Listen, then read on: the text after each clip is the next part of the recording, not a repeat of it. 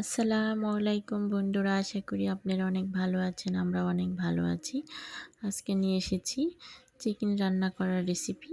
তাহলে দেখুন আজকে ব্রয়লার মুরগি কিভাবে রান্না করি। অনেকে পছন্দ করে না ব্রয়লার মুরগি, আর এভাবে রান্না করলে অবশ্যই ব্রয়লারটা সবারই পছন্দ হবে।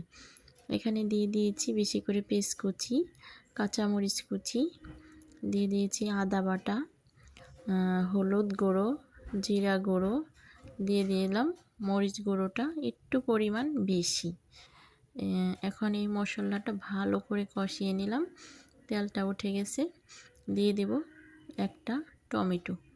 এই যে টমেটোটা কুচি করে নিয়েছি, দিয়ে দিলাম টমেটোটাও কিছুক্ষণ ভালো করে কষিয়ে নিচ্ছি। এই যে দেখুন, তারপরে আর একটু ভালো করে কষানোর পরে খুব সুন্দর একটা তেল উঠে যাবে। তারপরে আমি দিয়ে দেব চিকেনটা। এই হলো। আর একটা মেজবানি মশলা আছে, ওটা আমি তৈরি করেছি। এই যে এটাও আমি দিয়ে দিলাম 1 চামচ। এটার টেস্টটা অন্যরকম, সেন্টটা আসে, খুব ভালো লাগে। এটা দিয়ে আরও কিছুক্ষণ কষিয়ে নিচ্ছি। তারপরে দিয়ে দিচ্ছি চিকেনটা। এই যে দেখুন, চিকেনটা দিয়ে আস্তে আস্তে নর্মাল আঁচে আমি কষিয়ে নিব, পানি দেব না কষানোতে। আলুটাও দিয়ে দিলাম, বড় বড় পিস করে আলুটা করে নিয়েছি। মাংস আর আলুটা একসাথে কষিয়ে নিচ্ছি। এই যে দেখুন, এখানে কিন্তু পানির পরিমাণ একদম দেব না, একদম সুন্দর করে তেলে কষিয়ে নিচ্ছি।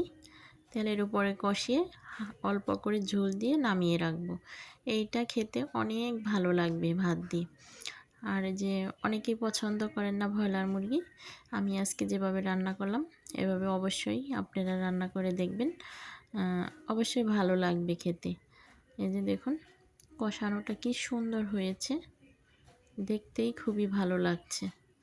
তো অল্প করে ঝোলের পরিমাণ দিয়ে দিচ্ছি, তারপর আপনাদেরকে দেখাচ্ছি হওয়ার পর। এলাচ লঙ্কা সব কিছু বেছে ফালিয়ে দিয়েছি। আর একদম কমপ্লিট হয়ে গেছে আজকের চিকেন ঝোলের রেসিপি।